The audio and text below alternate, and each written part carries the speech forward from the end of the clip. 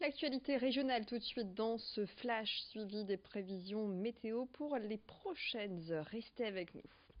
Action symbolique ce matin de la part des agents du Conseil régional des Hauts-de-France qui ont occupé l'escalier d'honneur du siège à Lille. Cette action était menée conjointement par 6 syndicats, CGT, CFDT, FA, UNSA, Sud et FSU. Depuis plusieurs mois, l'intersyndicale dénonce une réorganisation au sein du Conseil régional qui se ferait sans consultation des partenaires sociaux et qui aboutirait à des dégradations des conditions de travail dans les différents services. Autre revendication, la suppression de postes, 800 postes en 3 ans sur 9000 agents. Et un manque de dialogue social selon les syndicats. Par ailleurs, l'intersyndicale réclame une harmonisation du régime indemnitaire avec un alignement par le haut pour les agents picards. Dominique Mouret est secrétaire générale chez UNSA. Tout est effectivement décidé par M. Bertrand et donc c'est pourquoi on lui a demandé rendez-vous. On a été reçu le 25 février en insistant fortement pour lui faire parvenir en direct toutes nos revendications, sauf que la réponse est vraiment sur plusieurs points, pratiquement une fin de non-recevoir sur les différents points. Donc nous trouvons d'autres formes d'action, puisque c'est un homme de communication, eh bien nous communiquons également ce qui se passe à la région Hauts-de-France. Une action coup de poing, une action communication pour démontrer au président qu'il n'y a pas que les partenaires sociaux qui agissent, et il y a bien les agents, puisqu'il précise régulièrement qu'il va s'adresser en direct auprès des agents. Eh bien voici, Monsieur le Président, les agents sont là. Et au Conseil régional, l'une des interlocutrices des syndicats, c'est Brigitte Fourré, en charge du personnel. Et c'est par le biais d'une vidéo livrée par le service presse du Conseil régional des Hauts-de-France qu'elle a souhaité apporter son droit de réponse. Je vous propose de l'écouter. Le président Xavier Bertrand et moi, nous sommes très attachés au dialogue social, bien sûr. C'est pas un hasard si hier matin j'étais avec le directeur général des services au pôle Saint-Leu à Amiens pour rencontrer l'ensemble des agents de la direction de l'éducation, donc des lycées et du patrimoine immobilier. Et ce dialogue qui a été noué hier a été un dialogue très constructif. C'est pourquoi moi, je regrette beaucoup que ce matin encore, les organisations syndicales aient boycotté le CHSCT comme il l'avait fait pour le dernier CT. Je pense que le dialogue social, c'est pas ça, c'est vraiment se rencontrer, avancer, discuter. Donc Xavier Bertrand et moi, nous continuerons bien entendu à avoir ce contact avec l'ensemble des agents et bien sûr aussi avec les organisations syndicales. Et encore une fois, j'espère qu'elles vont enfin renouer, elles, ce dialogue qu'elles prétendent distendu. Mais je voudrais dire que à qui la faute ?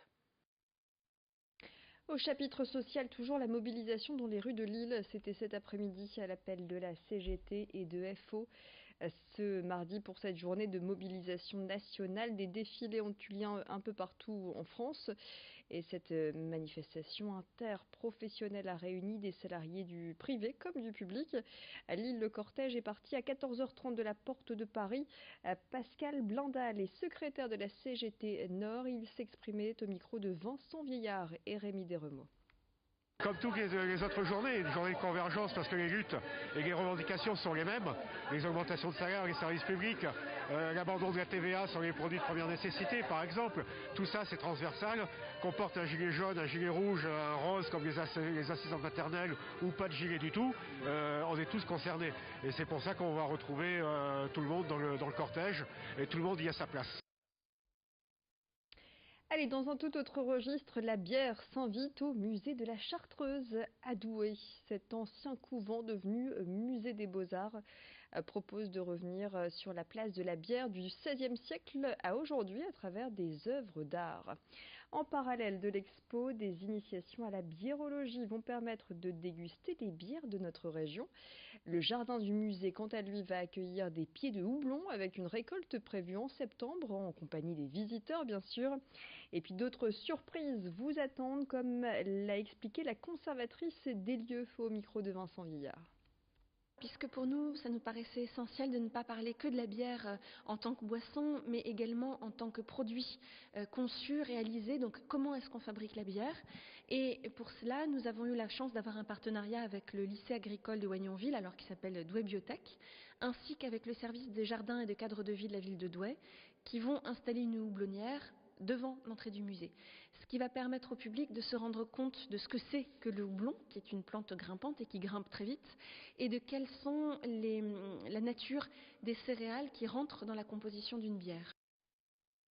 L'exposition à boire quand la bière s'invite au musée, c'est son nom, ouvre dès demain au musée de la Chartreuse à Douai. La semaine de l'industrie a débuté, l'occasion de valoriser des métiers qui ne jouissent pas forcément d'une bonne image. D'ailleurs, les entreprises de ce secteur peinent à recruter. Pourtant, il y aurait de nombreuses perspectives d'avenir, mais aussi des salaires avantageux. Le préfet du Pas-de-Calais a lancé cette semaine de l'industrie en se déplaçant à Billy-Berclos. Fabien Sudry a visité l'entreprise familiale RMR, Réalisation Mécanique Rectification, qui fête ses 50 ans et qui recrute. Elle recherche principalement des jeunes en alternance, comme l'a expliqué son président Philippe Fauqueur, interrogé par Rémi Desremeaux. Les images ont la vie dure, sur l'industrie en tout cas. On a effectivement intérêt à refaire une promotion utile. Je pense qu'il ne faut pas se faire plus beau que l'on est. Il faut juste décrire ce que nous vivons. Il faut voir aussi que les salaires dans l'industrie sont quand même relativement élevés, faute de candidats parfois intéressants.